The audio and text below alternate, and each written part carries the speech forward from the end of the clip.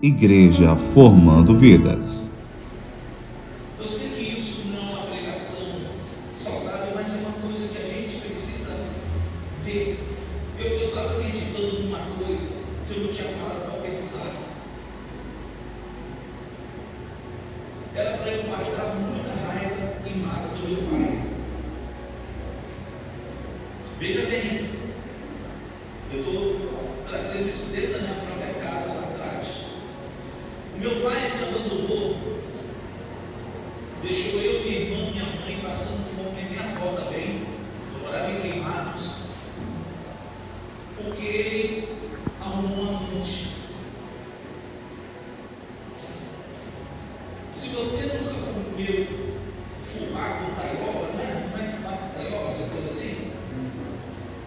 Eu já comi a ponto de não ter nada. Se você nunca comeu farinha com açúcar, porque não tinha nada de comer, eu já comi. Tudo por conta do meu pai, ele ter abandonado a gente, por causa de um carro de saia.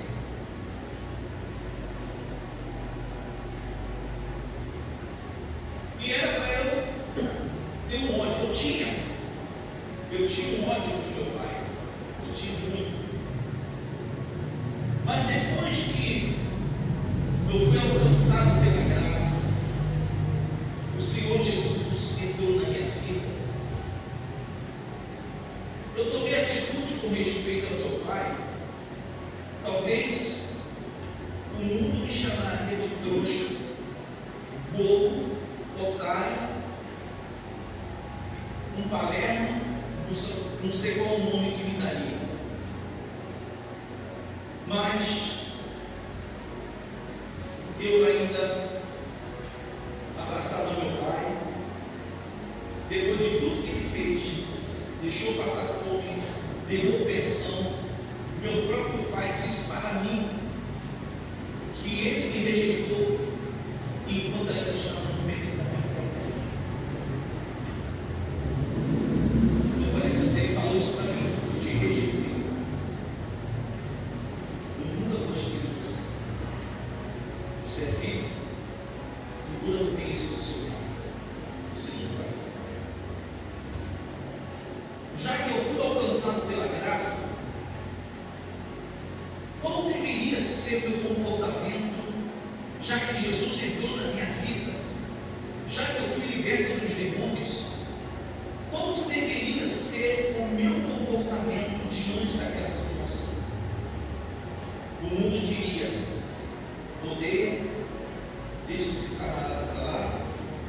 Mas não, eu perdoei meu pai, continuar perseguindo, não foi no meu casamento, mas lá na frente, o meu pai, ele caiu enfermo com câncer.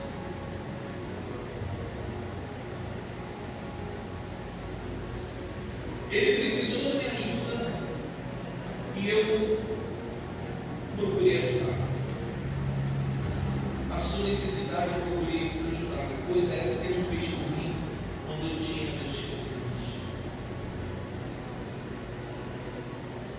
Só ali já foi um tapa na cara do diabo. Comportamento esse que eu me chamaria de bobo, otário, mas eu tive um comportamento. Quando meu pai caiu enfermo, já que não me tornei inimigo dele, quando eu falei de Jesus, ele falou no leito de dor e disse assim: meu filho é o nome de Deus.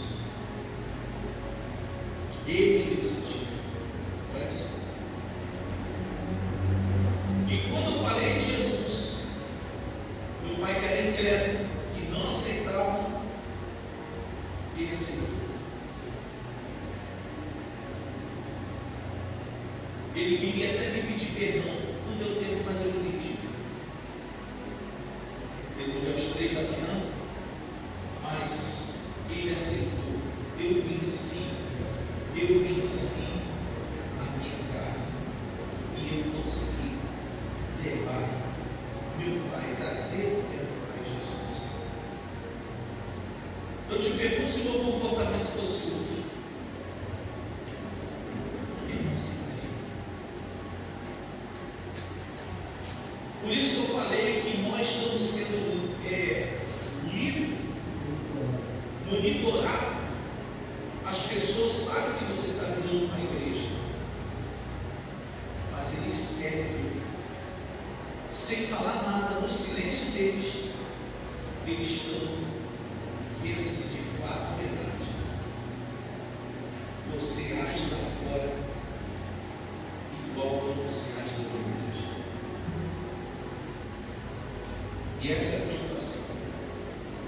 Porque para fingir que é crente é muito fácil. Para fingir que é de uma igreja é muito fácil. Fingir uma santidade é fácil. Eu quero ver carregar a cruz de Jesus. Então eu quero que você, nesta manhã, venha avaliar a tua vida. Avalie. E nós vamos falar sobre isso agora. Está no capítulo 12, versículo 19. Vamos ver a orientação de Paulo. O amor é a base dos dons. Mas aqui no versículo 19, que nós temos outras passagens, diz assim: amados, jamais procurai vingar-se a vós mesmo, mas entregai a ira a Deus, pois está escrito: minha é a vingança. Amém? É aí que está assim de vocês? Está diferente? Como é que está de vocês aí? Fala aí. Fala aí, André.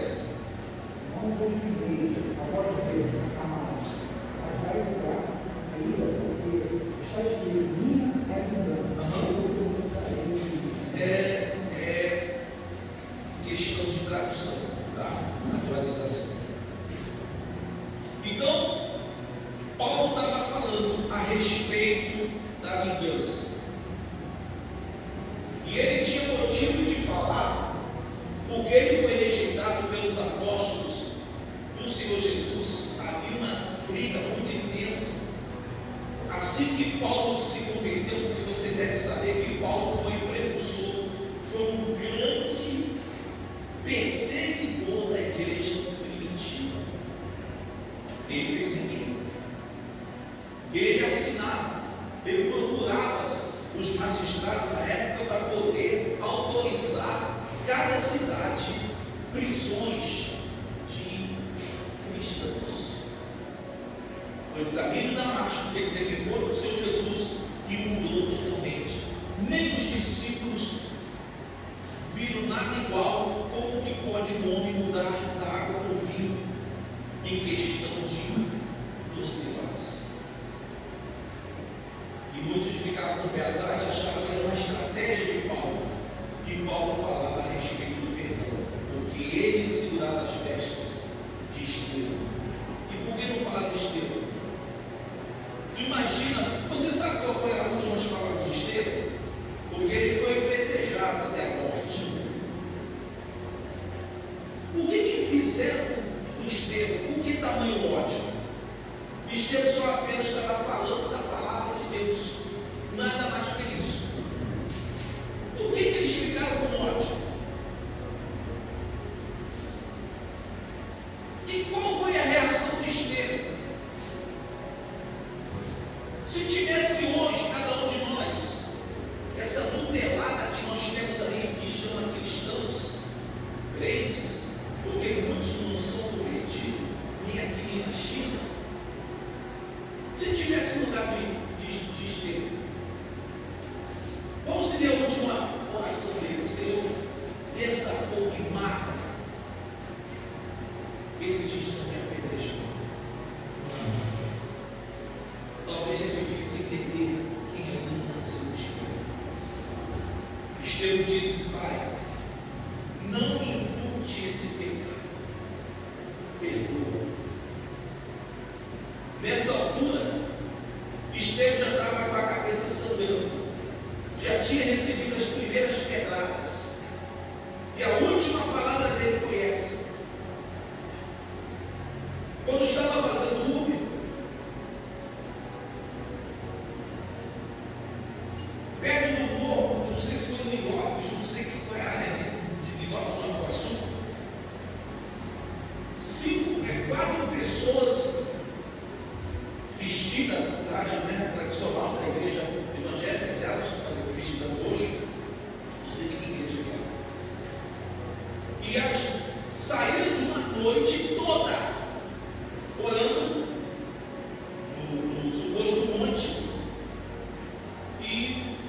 eu não tinha como deixar de escutar que estava no carro, estava guiando o carro, né? Estava lá comigo, os quatro.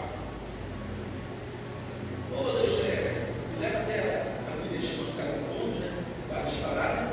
A última acho que foi aqui do lado de Carolina. E falou assim: eu passei a noite toda pedindo a Deus para acabar com a vida daquela desgraçada.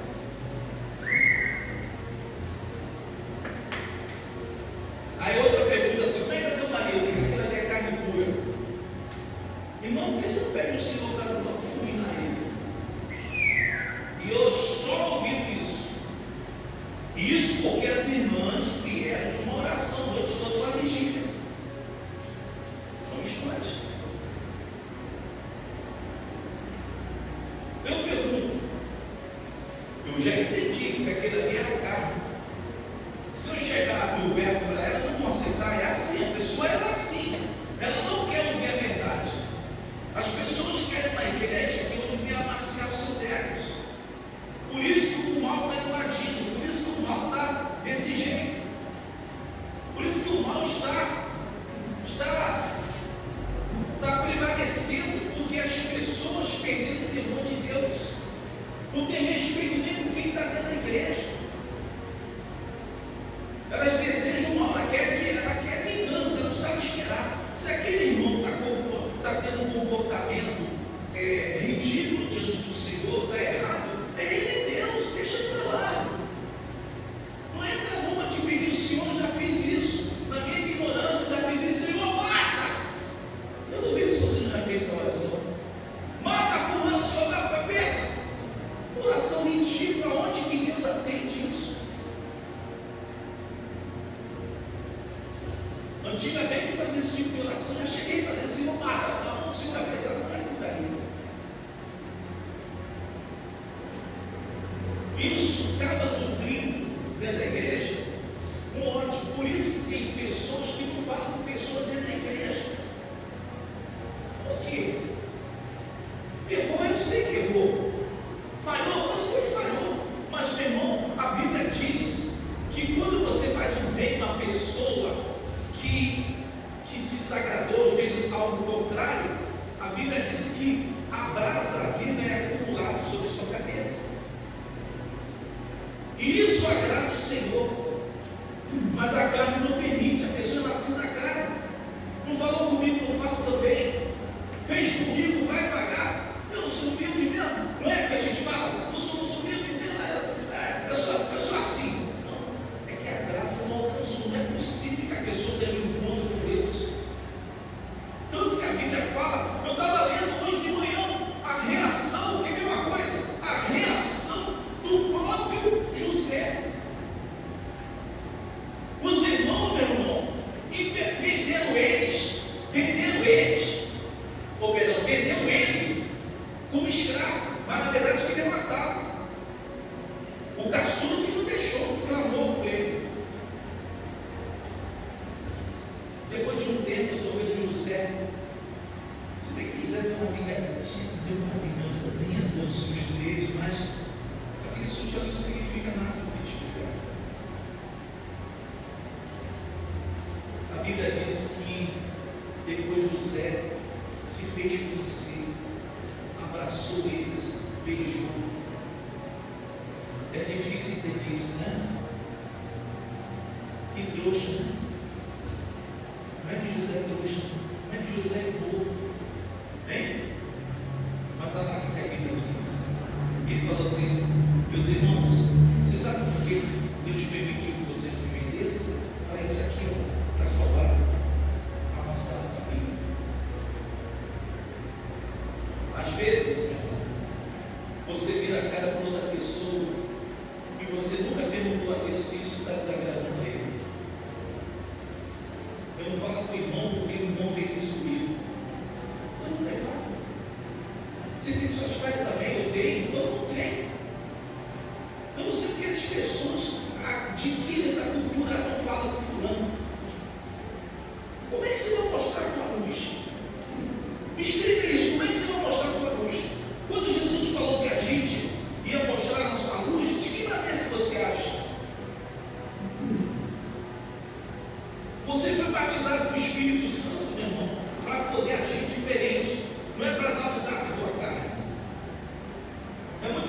você dizer que vem na igreja. Passar na porta da igreja é fácil, mas passar por essa porta aqui em Jesus, meu irmão, é renúncia.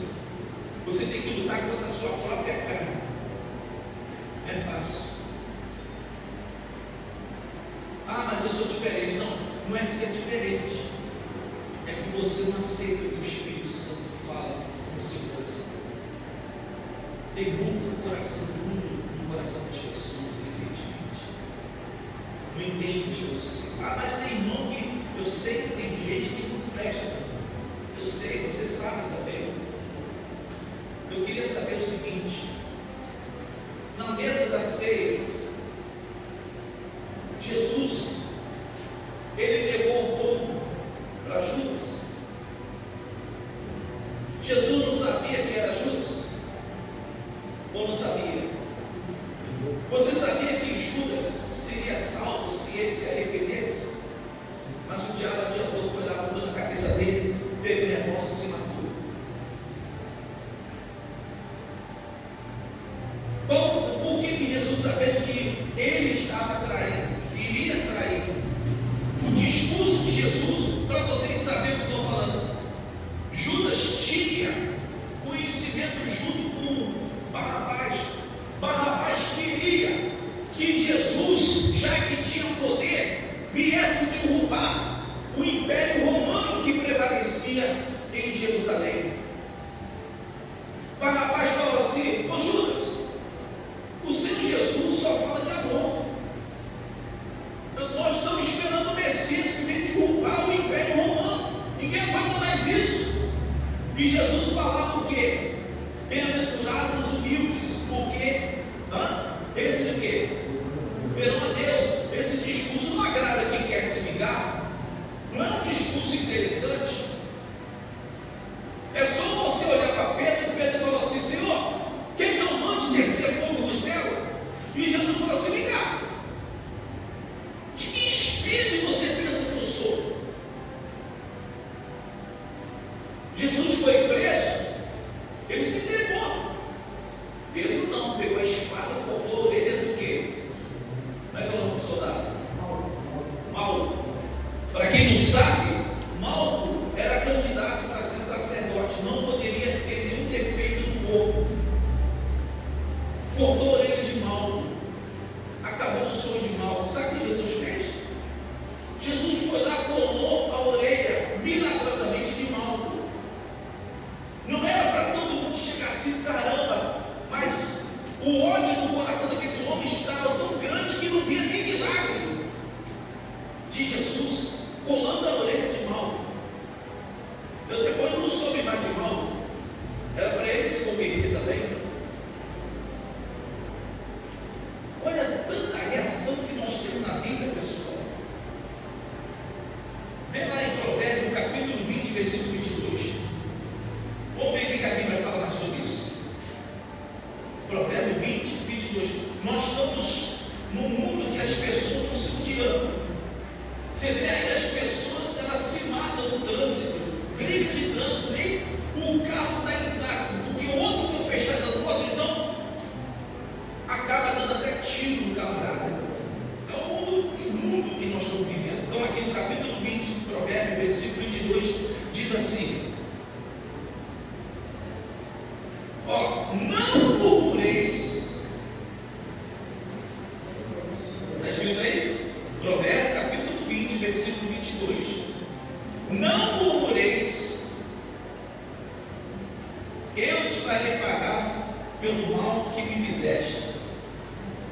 Entrega a tua vindicação ao Senhor e Ele te dará a vitória. Peraí, o que significa isso aí? Eu não entendi muito bem não. A murmuração seria essa: você vai ver, você vai me pagar, miserável. Ele disse que eu estou falando. Miserável, tu vai me pagar. Não tem nada não, Deus vai descer fogo. Deus vai descer fogo. Não é assim? Isso pessoa dentro da própria igreja. Esse é o erro nosso. Se a pessoa está tendo um comportamento que está difícil de entender, simplesmente entrega na mão do Senhor. Deixa Deus, é Deus e Ele. Se você vai corrigir, fala para a pessoa: esse comportamento não é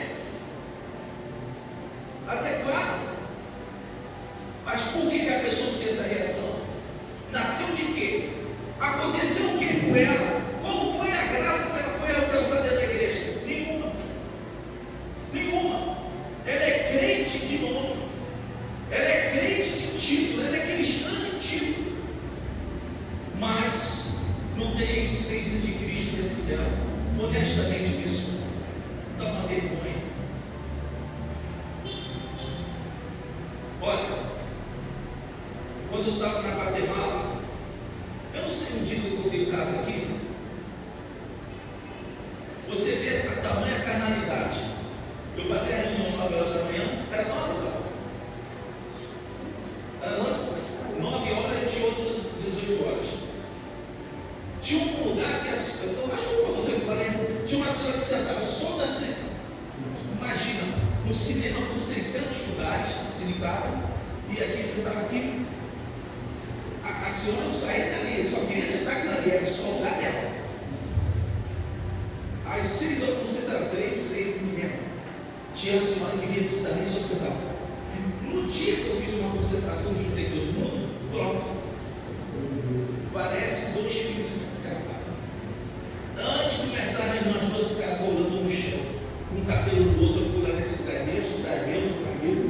Meu irmão puxou o cabelo, esse lugar meu, não, esse sempre sendo, é um lugar que já é prometido pelo Senhor. Eu falei, para com essa palhaçada. Tive que ter, antes de iniciar a reunião, e dar uma bronca.